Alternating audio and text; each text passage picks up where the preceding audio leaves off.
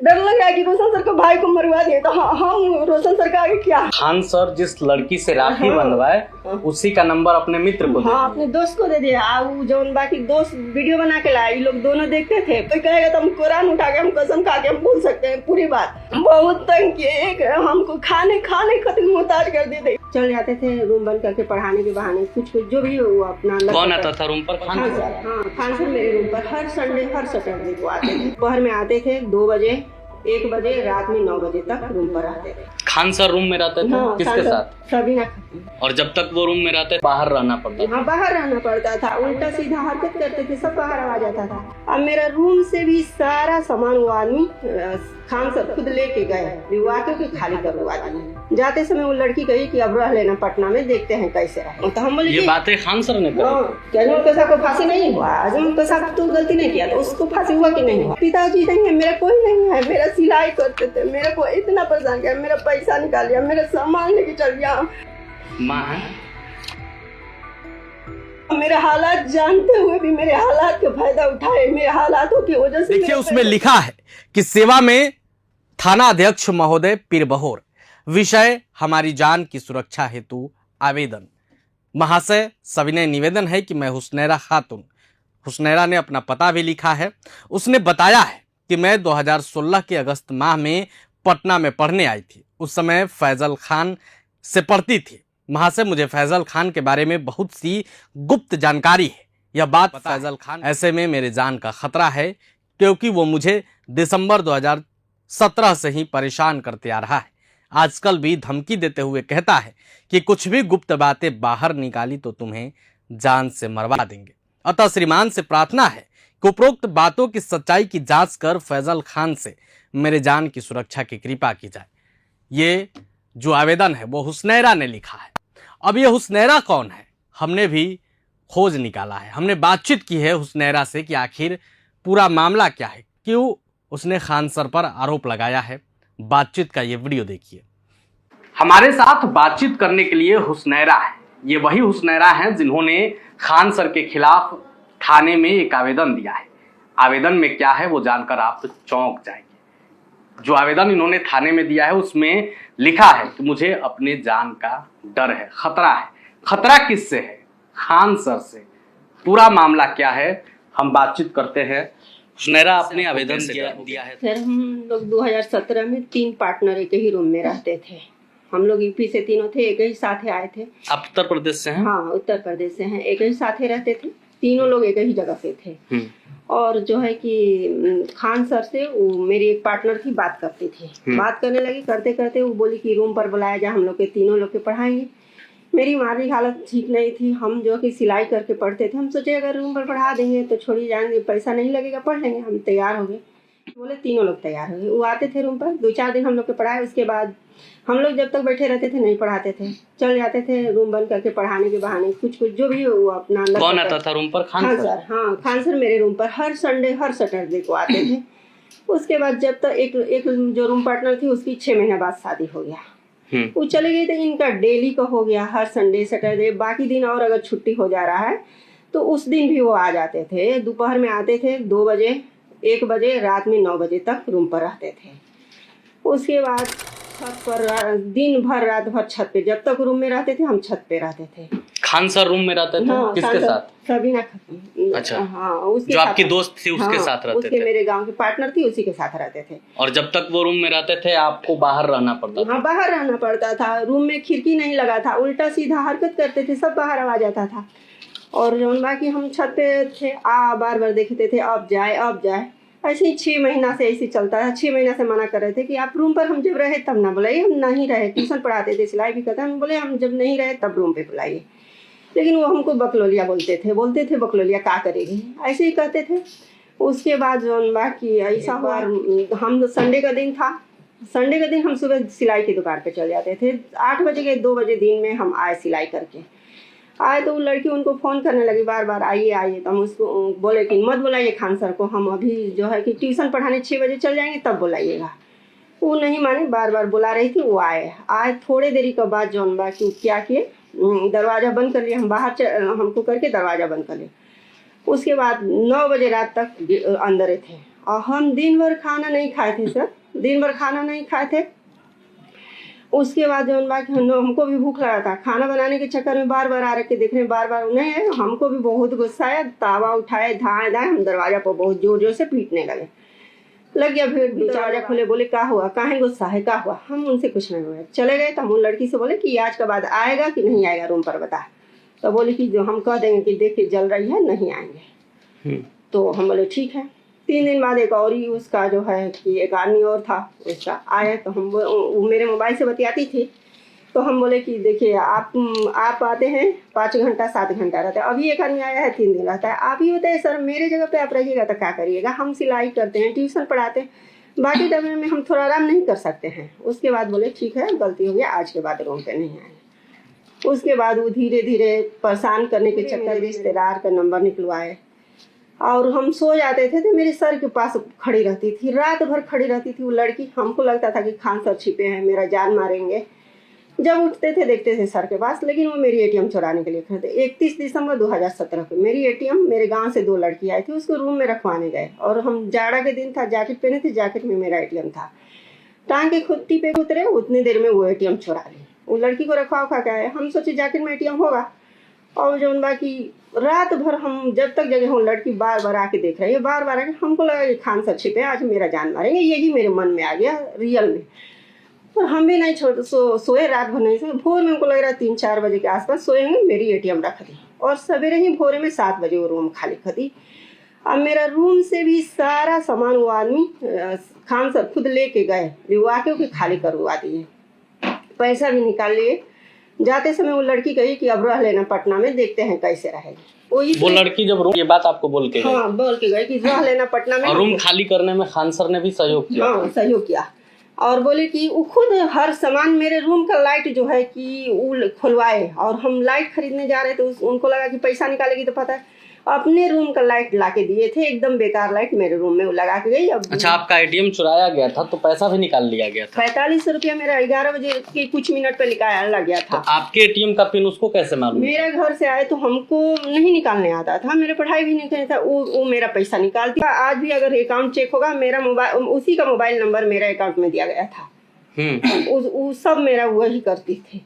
और वो पैसा निकाल के सर, मेरा गेट 9 साढ़े 9 बजे बंद हो जाता था। पैसा निकाले, फाफर वाला गेट था, पैसा निकाल के और एटीएम पैसा दोनों पकड़ाए। एक लड़की देखी थी, हमको बताई, लेकिन उसको लगा कि उसी का पैसा दिए होंगे। जब पता चला कि चोरी हुआ, हम निकालने गए तब पता चला, तो वो बताए कि उस दिन देखे थे।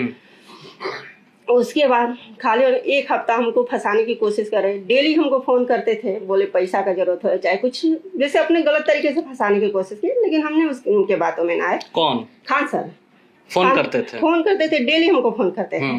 और हमको अपने बातों में हम फंसाने की कोशिश। जब नहीं फंसे, लास्ट में कहे कि तू बहुत बेइज्जती करी है मेरा, और अब तू बचेगी नहीं, जेल जाएगी। हम बोले हम गलती नहीं किए हैं तो जेल ना जाएंगे, आपको भेजवाना होगा भेजवा दिए। तो बोले कि जेल, अजमल के साथ तो गलती नहीं किया, अजमल के साथ जेल नहीं गया, अजमल के साथ को फांसी नहीं हुआ।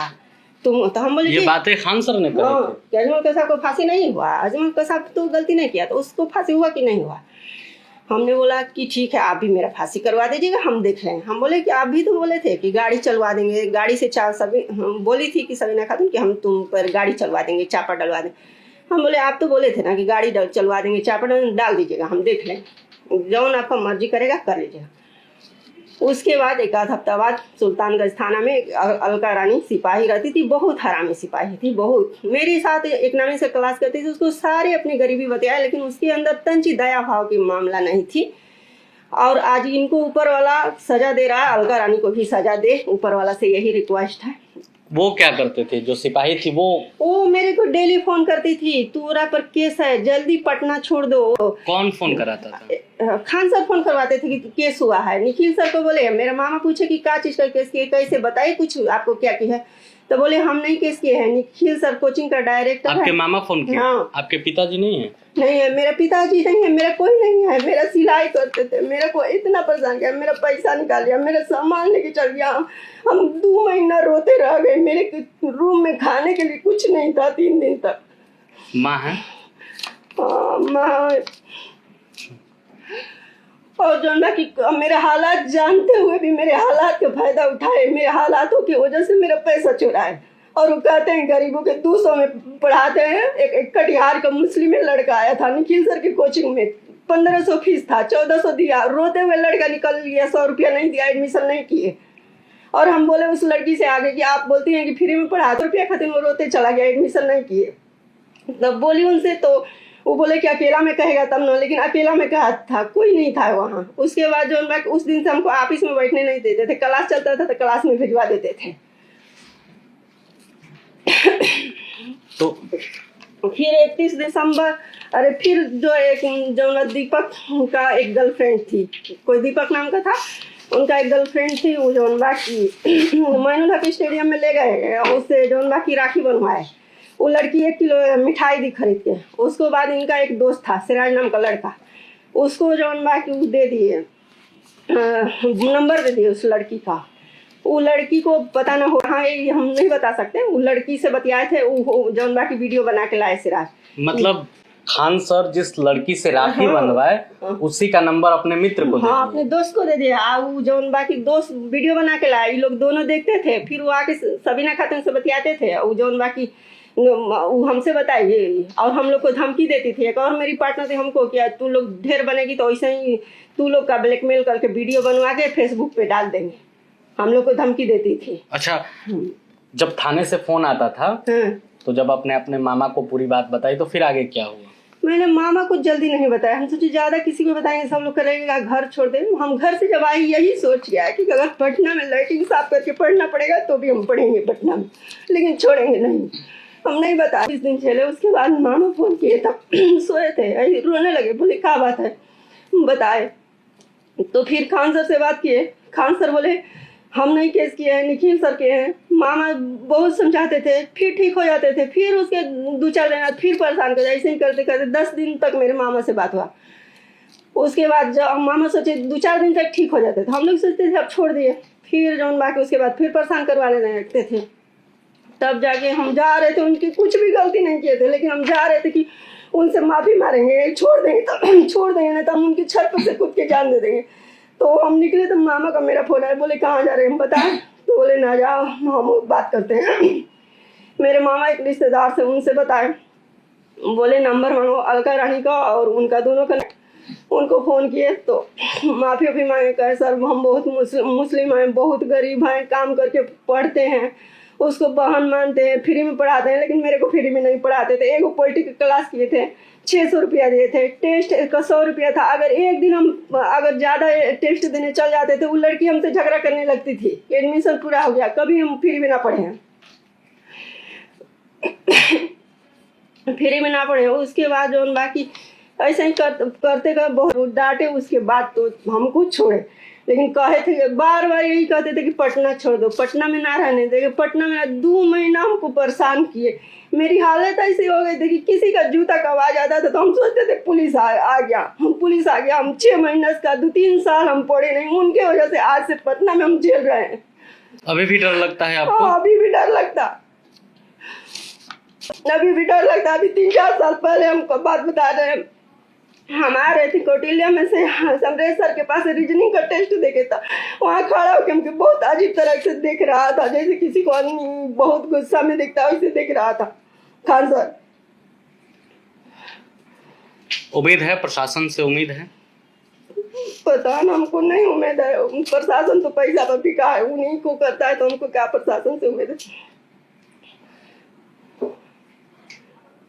और बोलते हैं मुस्लिम है, ना वो मुस्लिम है ना हिंदू है, वो कौन सा इंसान है उनको कोई नहीं बता सकता, ऊपर वाला भी नहीं बता। एक बार हम जोहर का नमाज पढ़ रहे थे, वो सभी ना खा के आई, गेट पे खड़े थे, हम नमाज पढ़ रहे थे। उसके बाद जो की नमाज पढ़े, दुआ मांगने में हमको इतना परेशान कर दिया, इतना गेट पीटे, नहीं खोले तो बाहर से कह रहे का पढ़ रही है, का उमरी पढ़ रही है, कहा कर रही है, ऐसे ऐसे बोल रहे थे। इतना हमको उल्टा खान सर नमाज को लेकर? हाँ, नमाज को, हम जोहर का नमाज पढ़े और जो भी हम बोल रहे हैं सच बोल रहे हैं। ऊपर वाला के दरमियान हम एक भी बात गलत ना बोले। अगर कोई कहेगा तो हम कुरान उठा के, हम कसम खा के हम बोल सकते हैं पूरी बात, समझे।